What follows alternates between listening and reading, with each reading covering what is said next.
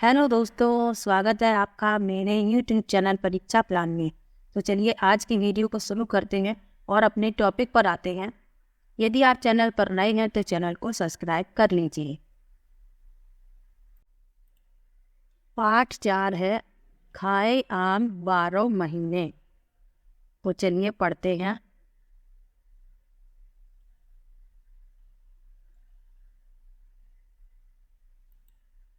ये है नीतू और नीतू आलू की सब्जी लाई है। सब बच्चे अपना अपना टिफिन दिखा रहे हैं।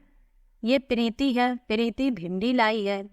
और अमन क्या लाया है? अमन के डिब्बे में तो मीठी पूरी है। बच्चे आपस में बातें कर रहे हैं। लिखा है नीतू, लगता है तुम्हारे आलू तो खराब हो गए हैं। हाँ, इन्हें मत खाओ, कहीं तुम्हारा पेट खराब ना हो जाए। अरे तुम ये भिंडी ले लो ना। चर्चा करो। अमन क्यों क्यों लगा कि आलू खराब हो गए हैं? क्या तुमने कभी ऐसा खाना देखा है जो खराब हो गया हो? तुम्हें कैसे पता चलता है कि भाई खराब हो गया है? प्रीति ने नीतू को आलू खाने से मना किया। तुम्हें क्या लगता है कि यदि नीतू वह खा लेती तो क्या होता? बीजी ने लौटाई ब्रेड। लिखा है अमन की बीजी बाजार से ब्रेड लेने गई।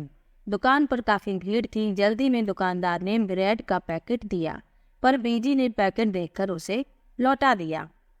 क्यों लौटा दिया? क्योंकि जो ब्रेड थी वो खराब हो चुकी थी। इस चित्र में आप देख सकते हैं इस तरीके से ब्रेड जो है ये निशान दिख रहे हैं ब्रेड में। ये तो ये खराब हो चुकी थी, इसलिए बीजी ने ब्रेड लौटा दी। खाना कैसे खराब होता है? कैसे होता है खराब, चलिए जानते हैं। प्रयोग करना है। पूरी कक्षा मिलकर यह प्रयोग करें। रोटी या ब्रेड के एक टुकड़े पर पानी की कुछ बूंदें डालकर एक डिब्बे में बंद कर दो। कुछ दिन तक ब्रेड को रोज देखो। जब तुम्हें ब्रेड पर कुछ बदलाव दिखे, दी गई तालिका चार्ट पर बनाओ। पूरी कक्षा में चर्चा करो। तो ब्रेड जो है जब खराब होती है तो इस तरह की इस पर फफूंदी लग जाती है, इसमें देख सकते हैं आप। तो ये ब्रेड खराब हो जाती है, तब इस पर ऐसे निशान देखने को मिलते हैं। अब ब्रेड में बदलाव यहाँ पर लिखना है। आगे क्या है? पता करो बदलाव का क्या कारण हो सकता है। ब्रेड पर फफूंदी कहाँ से आई होगी? अलग अलग खाना कई तरह से खराब हो सकता है। कुछ खाना जल्दी खराब होता है तो कुछ देर में। खाना किन कारणों और किन स्थितियों में जल्दी खराब हो सकता है उसकी सूची बनाओ। दी गई तालिका में एक तरफ खाने की कुछ चीज़ों के नाम है और दूसरी तरफ उन्हें 2 दिन तक खराब होने से बचाने के कुछ घरेलू उपाय हैं। तो इनसे प्रश्न पूछा जाता है कि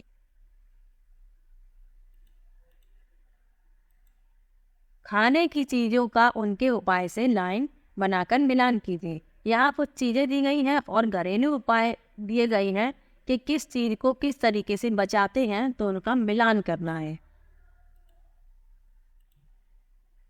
तो मिलान करना है, तो चलिए मिलान करते हैं। दूध को क्या करते हैं? उबालते हैं। पके हुए चावल एक कटोरे में डालकर पानी के बर्तन में रखते हैं।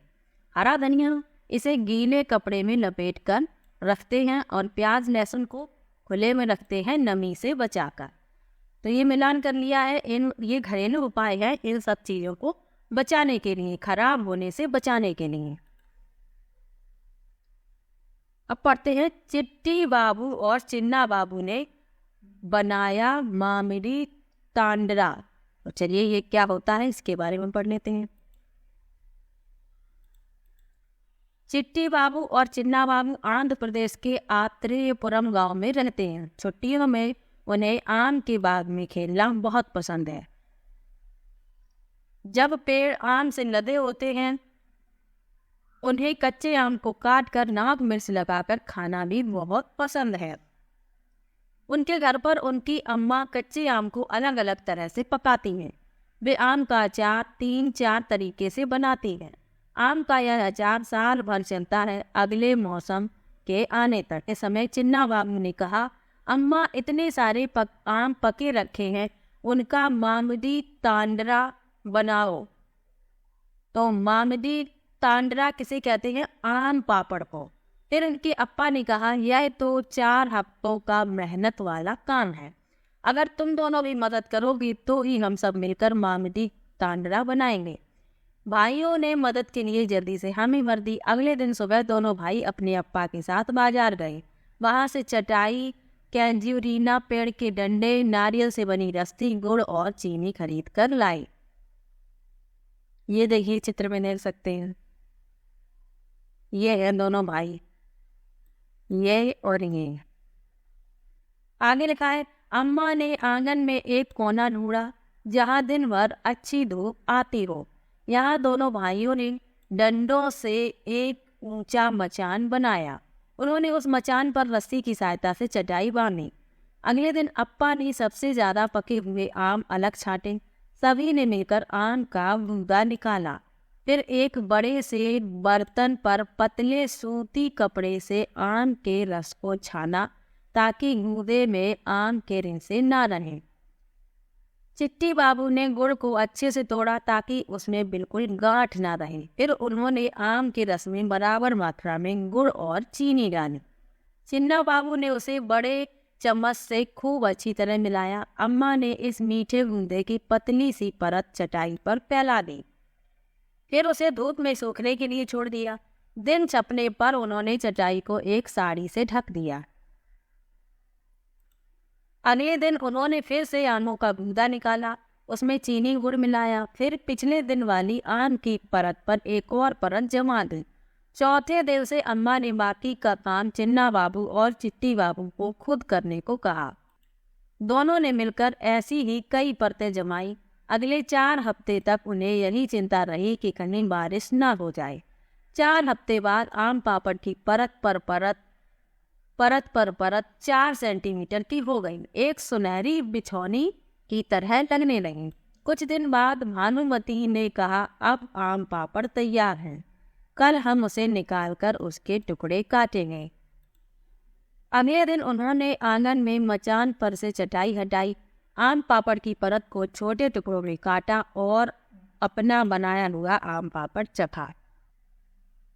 चिन्ना बाबू बोले, वाह, मजा आ गया, आखिर अपना हाथ भी तो लगा है इसमें। तो ये आम पापड़ बनाने की विधि है, किस प्रकार से आम पापड़ तैयार किया जाता है पके हुए आमों से।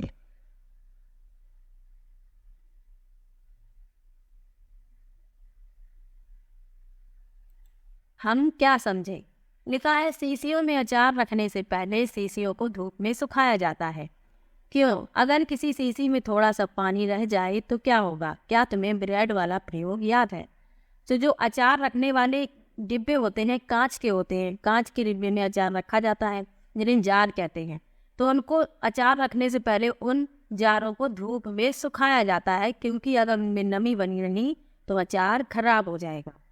आगे लिखा है, आम को पूरे साल चलाने के लिए उसका अचार, आम पापड़, चटनी, टॉफी, रस आदि कई चीज़ें बनाते हैं। कुछ और खाने की चीज़ों के नाम लिखो जिन्हें लंबे समय तक चलाने के लिए उनसे अलग अलग तरह की चीज़ें बनाते हैं।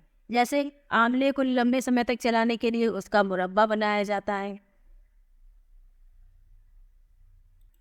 ऐसी बहुत सारी खाने की चीज़ें हैं जिन्हें संरक्षित किया जाता है लंबे समय तक चलाने के लिए। तो आज का लेसन ये यहीं पर समाप्त होता है। आज चीज़ों को कैसे संरक्षित करते हैं इस बारे में जाना, आम पापड़ किस प्रकार बनता है इस बारे में जाना, और चीज़ों को लंबे समय तक चलाने के लिए उसका अचार, उसको संरक्षित किया जाता है, अचार बनाया जाता है, और इस प्रकार चीज़ों को लंबे समय तक चलाया जा सकता है। इन सब के बारे में इस लेसन में पढ़ा है। तो आज का ये लेसन यहीं पर समाप्त होता है। वीडियो कैसा लगा कमेंट बॉक्स में ज़रूर बताइएगा, और यदि आप चैनल पर नए हैं तो चैनल को सब्सक्राइब कर लीजिएगा। मिलते हैं एक और नई वीडियो के साथ, तब तक के लिए बाय बाय।